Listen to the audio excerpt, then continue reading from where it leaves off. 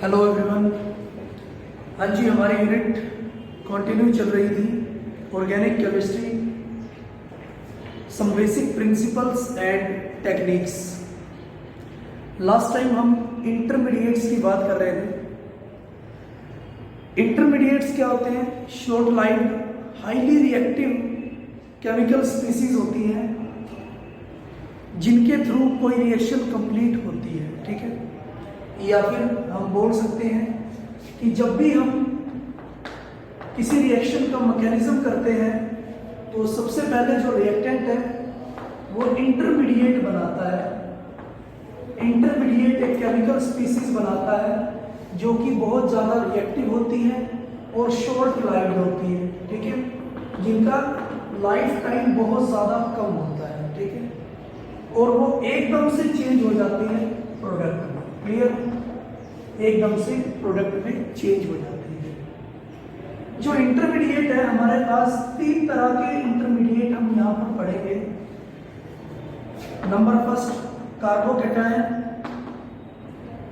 Second कार्बो anion and free radical. 3 तरह के intermediate हम यहाँ पर पढ़ेंगे, ठीक है। और जितने भी इफेक्ट हमने किए हैं उन सभी को, इन इंटरमीडिएट की स्टेबिलिटी को डिटरमाइन करने के लिए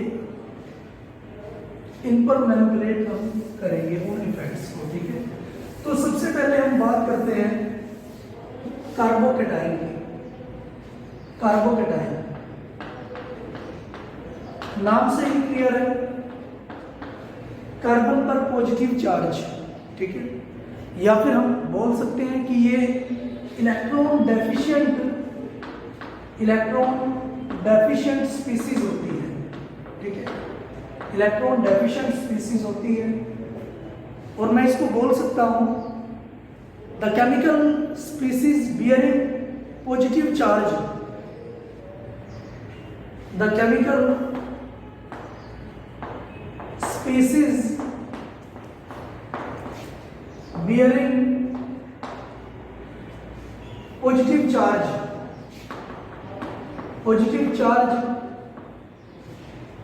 and carrying 6 electron in its valence shell and carrying 6 electrons in its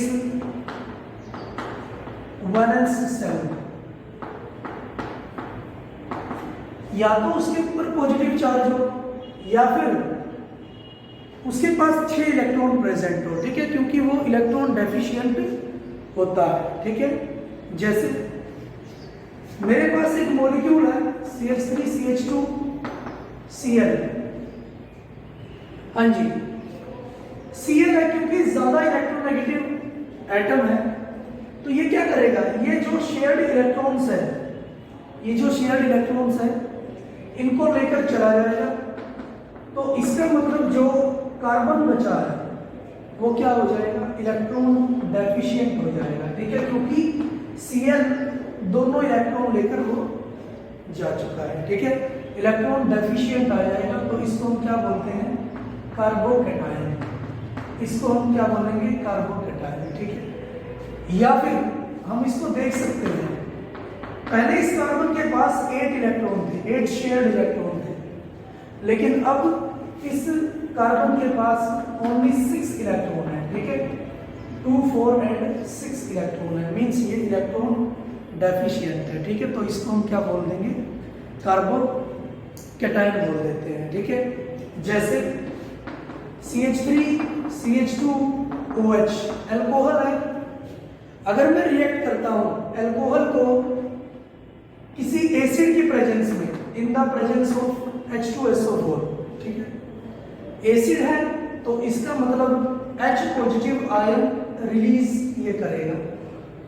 H positive ion release करेगा तो ऑक्सीजन के पास लोन पेयर प्रेजेंट होते हैं, तो ये क्या करेगा, हाइड्रोजन को एब्स्ट्रैक्ट कर लेगा और बन जाएगा एक लीविंग ग्रुप, ठीक है, OH2 पॉजिटिव, क्योंकि अपने लोन पेयर इसने डोनेट किए हैं तो पॉजिटिव चार्ज आ गया। या फिर हम बोल सकते हैं कि कि जब ऑक्सीजन 3 बॉन्ड बनाता है तो पॉजिटिव चार्ज आ जाता है, ठीक है। लीविंग ग्रुप बन चुका है तो ये क्या करेगा, सिस्टम को लीव करेगा, ठीक है, सिस्टम को लीव करेगा तो वाटर निकलेगा। H2O प्लस हमारे पास जो प्रोडक्ट बचा वो होगा CH3CH2, क्योंकि दोनों इलेक्ट्रॉन लेके चला गया है, CH3CH2 पॉजिटिव, ठीक है। कार्बोकैटायन हमारे पास ये बच गया है, क्लियर है। कार्बोकैटायन हमारे पास ये बन चुका है, क्लियर। हाँ जी, क्लासिफिकेशन ऑफ कार्बोकैटायन, हम कैसे क्लासिफाई कर सकते हैं कार्बोकैटायन को। क्लासिफिकेशन ऑफ कार्बोकैटायन,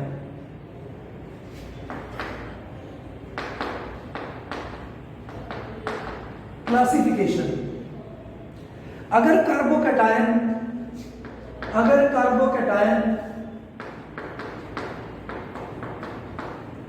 एक कार्बन के साथ जुड़ा है, ठीक है, एक कार्बन के साथ जुड़ा है तो उसको हम बोलते हैं प्राइमरी कार्बोकैटायन 1 डिग्री, या फिर प्राइमरी कार्बोकैटायन,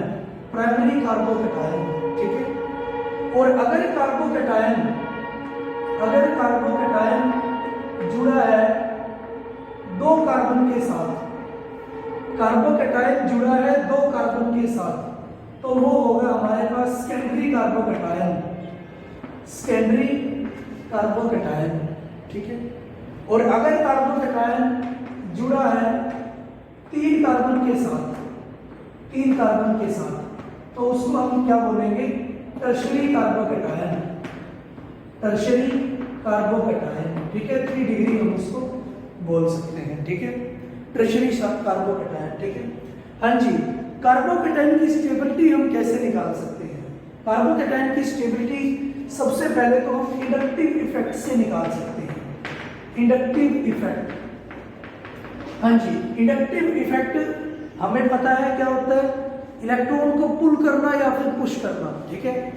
यहाँ पर जो मिथाइल ग्रुप है इलेक्ट्रॉन डोनेटिंग ग्रुप होता है, ठीक है। तो ये क्या करेगा, इलेक्ट्रॉन को क्या करेगा, दे सकता है, पुश करेगा। और मुझे पता है यहाँ इलेक्ट्रॉन डेंसिटी कम है, और अगर इसने इलेक्ट्रॉन डेंसिटी दे दी तो इसका मतलब इसको ये क्या कर रहा है, स्टेबलाइज कर रहा है, ठीक है। तो ये प्लस आई इफेक्ट शो करता है, ठीक है। यहाँ पर 2 एल्काइल ग्रुप है तो 2 दे सकते हैं, 2 प्लस आई इफेक्ट यहाँ पर शो करेगा, 2 एल्काइल ग्रुप। हाँ जी, यहाँ पर 3 एल्काइल ग्रुप प्रेजेंट है तो 3 प्लस आई इफेक्ट ये शो करता है, ठीक है। तो इसका मतलब ये क्या है, डेफिशिएंट है, इसको 1 देने वाला है तो मतलब कम स्टेबलाइज होगा, इसको 2 देने वाले हैं ये ज्यादा स्टेबलाइज होगा, इसको 3 देने वाले हैं ये और भी ज्यादा स्टेबलाइज होगा, ठीक है, क्योंकि वो भूखा था, इलेक्ट्रॉन डेफिशिएंट था। जितने ज्यादा देने वाले होंगे उतना ही ज्यादा वो क्या बन जाएगा, स्टेबल बन जाएगा, ठीक है। तो मैं बोल सकता हूं कि टर्शरी कार्बोकैटायन ज्यादा स्टेबल होगा then secondary and then primary carbocation, clear है। सेकंड, हम इसको बता सकते हैं हाइपर कंजुगेशन इफेक्ट से भी, ठीक है। हाँ जी, मुझे पता है कि अगर प्राइमरी कार्बोकैटायन है, ठीक है, तो उसके पास 3 हाइपर कंजुगेशन स्ट्रक्चर बनेंगे, ठीक है। हाँ जी, 1 2 3, क्योंकि कार्बोकैटायन से नेक्स्ट कार्बन पर 3 हाइड्रोजन प्रेजेंट है, तो 3 हाइपर कंजुगेशन स्ट्रक्चर है प्राइमरी कार्बोकैटायन में 3 हाइपर कंजुगेशन स्ट्रक्चर है। सेकेंडरी में हम देखते हैं 3 यहाँ से और 3 यहाँ से हाइपर कंजुगेशन जा सकते हैं, ठीक है। सेकेंडरी कार्बोकैटायन में 6 हाइपर कंजुगेशन स्ट्रक्चर होंगे। हाँ जी, टर्शरी कार्बोकैटायन में 9 हाइपर कंजुगेशन स्ट्रक्चर होंगे, 9 हाइपर कंजुगेशन स्ट्रक्चर होंगे, ठीक है। तो आपको पता है जितने ज्यादा हाइपर कंजुगेशन स्ट्रक्चर उतनी ही ज्यादा क्या होती है, स्टेबिलिटी होती है, क्लियर है। हाँ जी, तो हम इंडक्टिव और हाइपर कंजुगेशन से कार्बोकैटायन की स्टेबिलिटी बता सकते हैं, ठीक है। नेक्स्ट है रेजोनेंस से भी हम कार्बोकेटायन की स्टेबिलिटी बता सकते हैं। हाँ जी, जैसे हम बात कर सकते हैं, ये है मेरे पास CH2 double bond CH2 allylic carbocation, ठीक है। डबल बॉन्डेड कार्बन से नेक्स्ट कार्बन को हम क्या बोलते हैं, एलाइल, ठीक है, एलाइल पोजीशन हम बोलते हैं। तो ये बना एलाइलिक कार्बोकेटायन जो कि स्टेबल होता है रेजोनेंस से। CH2 positive, CH double bond CH2, clear.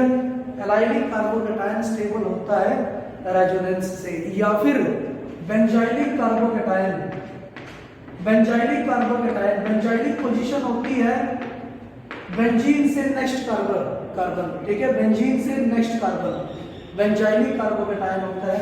ये भी स्टेबल होता है ड्यू टू रेजोनेंस, ठीक है। रेजोनेटिंग स्ट्रक्चर हम इसके बना सकते हैं। यहाँ पर आ गया पॉजिटिव चार्ज, इसने अपनी वैलेंसी करनी पूरी, ठीक है, 8 इलेक्ट्रॉन इसके पास आ चुके हैं, ठीक। हाँ जी, पॉजिटिव चार्ज क्या करता रहेगा, मूवमेंट करता रहेगा। हाँ जी, पॉजिटिव चार्ज यहाँ पर आ गया। और जो रेजोनेंस है आपको पता है ऑर्थो और पैरा पोजीशन पर एग्जिस्ट करती है। ऑर्थो एंड पैरा पोजीशन पर रेजोनेंस एग्जिस्ट करती है, क्लियर।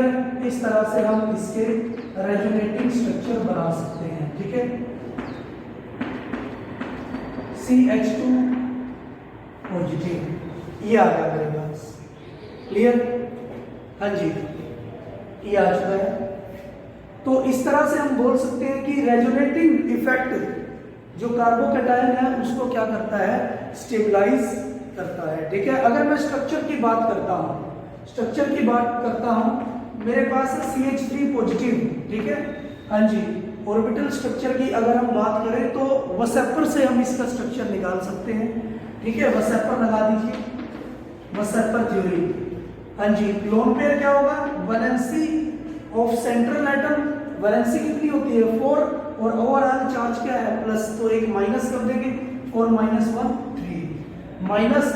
हाँ जी, charge on surrounding atom divide by 2, 0 lone pair इसके पास प्रेजेंट है। हाँ जी, तो स्टीरिक नंबर एटम अटैच कितने हैं, एटम अटैच यहाँ पर है 3, स्टीरिक नंबर होगा lone pair plus atom attach 3 आ गया मेरे पास स्टीरिक नंबर, ठीक है। और sp2 हाइब्रिडाइजेशन, ठीक है, sp2 हाइब्रिडाइजेशन कार्बोकेटायन क्या करेगा, शो करता है, ठीक है, sp2 हाइब्रिडाइजेशन, क्लियर। हाँ जी, ऑर्डर ऑफ स्टेबिलिटी ऑर्डर हम देख सकते हैं कार्बोकेटायन का, स्टेबिलिटी ऑर्डर कार्बोकेटायंस का। जो फिनाइल ट्राइफिनाइल कार्बोकेटायन होता है, ट्राइफिनाइल कार्बोकेटायन होता है, वो सबसे ज्यादा स्टेबल होता है, सबसे ज्यादा स्टेबल होता है, क्योंकि ट्राइफिनाइल मींस 3 बेंजीन रिंग इसके साथ अटैच है, 3 बेंजीन रिंग इसके साथ अटैच होती है, और तीनों के साथ ये रेजोनेंस शो कर सकता है, तीनों इसको क्या कर सकता है, क्या कर सकते हैं, इलेक्ट्रॉन दे सकती है, ठीक है। क्योंकि आपको पता है benzene act as a chameleon, ठीक है, इलेक्ट्रॉन डोनेटिंग का भी काम करता है और इलेक्ट्रॉन विड्रॉइंग का भी काम करता है, ठीक है, तीनों दे सकती है इसको, ठीक है। तो इसलिए ये सबसे ज्यादा स्टेबल कार्बोकेटायन हमारे पास होगा, ठीक है। Next diphenyl carbocation CH positive, clear है। उसके बाद टर्शियरी कार्बोकेटायन, क्योंकि इंडक्टिव इफेक्ट इसमें ज्यादा होता है, ठीक है, tertiary carbocation. Next benzylic carbocation C6H5 CH2 positive, benzylic carbocation. Next हम बोल सकते हैं secondary carbocation, secondary carbocation CH3 का twice CH positive, allylic carbocation, क्योंकि इसमें रेजोनेंस होता है CH2 पॉजिटिव, एलाइनिक कार्बोकेटायन। हाँ जी, vinylic carbocation positive double bond CH2, vinylic carbocation अगर डबल बॉन्डेड पोजीशन पर पॉजिटिव चार्ज है तो उसको हम क्या बोलेंगे, विनाइलिक कार्बोकेटायन, क्योंकि डबल बॉन्डेड कार्बन को हम विनाइल कार्बन बोलते हैं। ठीक है, प्राइमरी कार्बोकेटायन, प्राइमरी कार्बोकेटायन। ठीक है, इस तरह से हम इसकी स्टेबिलिटी को शो कर सकते हैं। ठीक है, क्लियर? हाँ जी। नेक्स्ट हम बात करते हैं सेकंड इंटरमीडिएट कार्बो एनायन की। ठीक है, इससे बिल्कुल अपोजिट है कार्बो एनायन।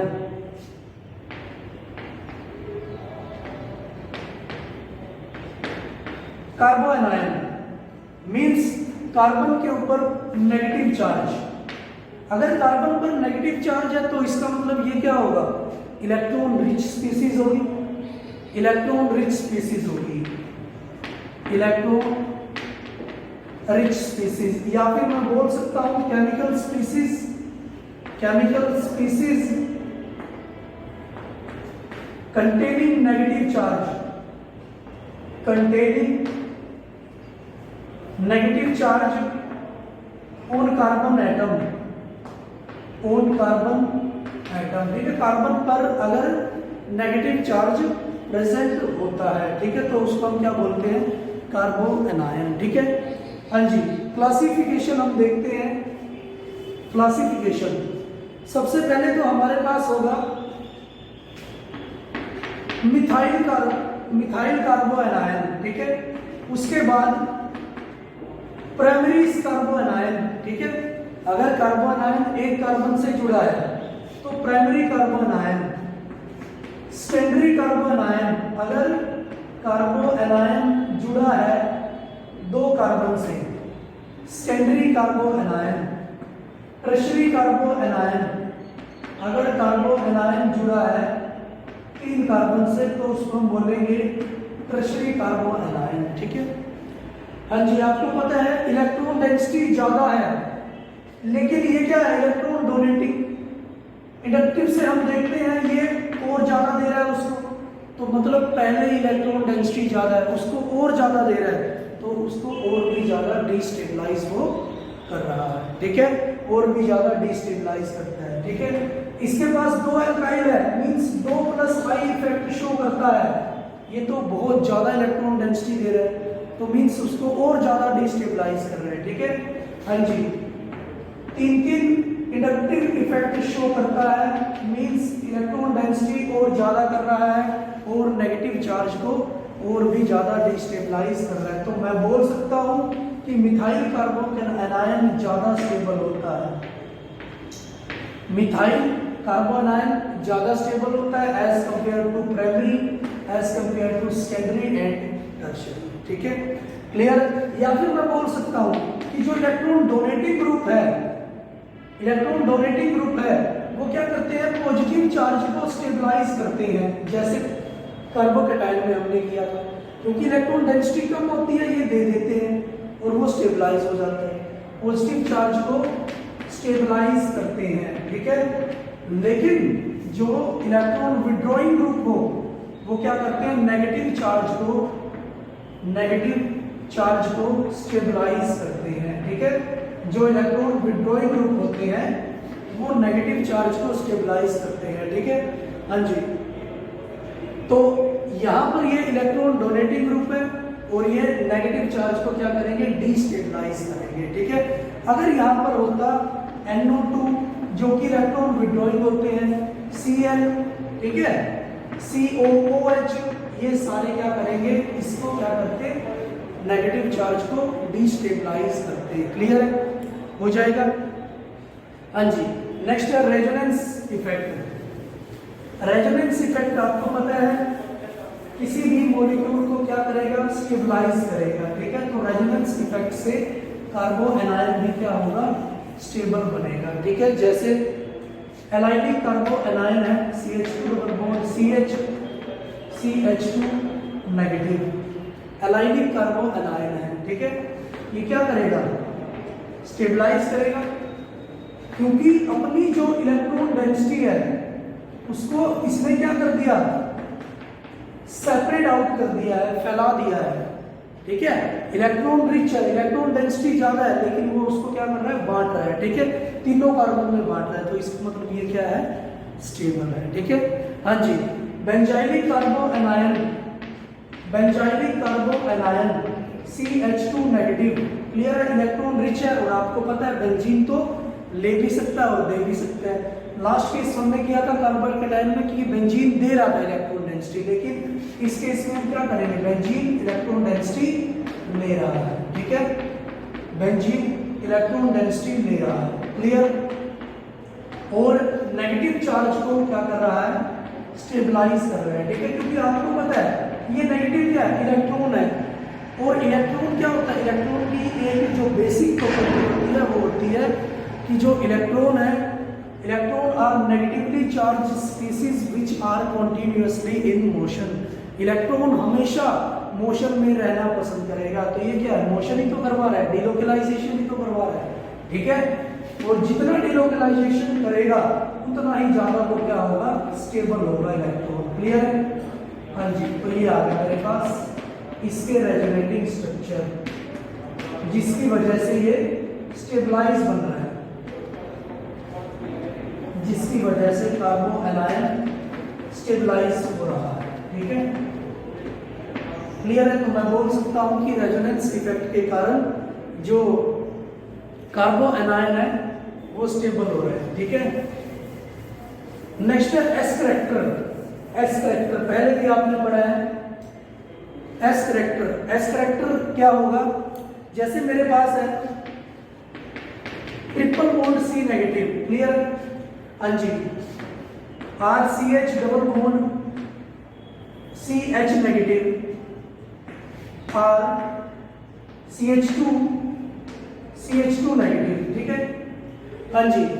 यहाँ ट्रिपल बॉन्ड है तो इसका मतलब ये क्या है, sp हाइब्रिडाइजेशन शो करता है, sp2 हाइब्रिडाइजेशन शो करता है, sp3 हाइब्रिडाइजेशन शो करता है। तो मुझे पता है कि ये क्या है, sp हाइब्रिडाइजेशन। यहाँ पर s करेक्टर क्या है, 50% है, ठीक है, 50% p है, 50% s करेक्टर है। यहाँ पर s करेक्टर 33% है, यहाँ पर s करेक्टर 25% है, ठीक है। तो जितना ज्यादा s करेक्टर होगा उतनी ही ज्यादा सिस्टम की इलेक्ट्रोनेगेटिविटी होगी, और जितनी ज्यादा इलेक्ट्रोनेगेटिविटी होगी उतना ही नेगेटिव चार्ज क्या करेगा, स्टेबलाइज होगा, ठीक है। जितनी ज्यादा इलेक्ट्रोनेगेटिविटी होगी उतना ही नेगेटिव चार्ज क्या होगा, स्टेबलाइज होगा। तो मैं लिख सकता हूं जितना ज्यादा एस करेक्टर होगा सिस्टम में उतना ही नेगेटिव चार्ज ज्यादा स्टेबल होता है, ठीक है। हाँ जी, नेक्स्ट हम बात करते हैं ऑर्बिटल स्ट्रक्चर की। कार्बो एनायन का orbital structure CH3 negative. Orbital structure भी हम वसेपर की फॉर्म में ही इसको निकाल सकते हैं। हाँ जी, वैलेंसी लोन पेयर हम निकालते हैं। Valency of the central atom 4 है कार्बन की, और माइनस है तो प्लस कर देते हैं, ठीक है, 4 + 1 5, minus charge on the central atom. तो ये आ गया मेरे पास एक लोन पेयर यहाँ पर प्रेजेंट है, ठीक है। हाँ जी, एटम अटैच है 3, एटम अटैच है 3, तो स्टीरिक नंबर हमारे पास हुआ lone pair plus atom attach, ठीक है, sp3 hybridisation, sp3 hybridisation, clear. हाँ जी, स्ट्रक्चर हम इसका बना सकते हैं क्योंकि एक लोन पेयर प्रेजेंट है, तो इसको हम पिरामिडल शेप भी बोल सकते हैं, पिरामिडल शेप भी हम इसको बोल सकते हैं, ठीक है। अगर sp3 में एक लोन पेयर प्रेजेंट होता है तो उसको हम पिरामिडल शेप भी बोल सकते हैं, ठीक है।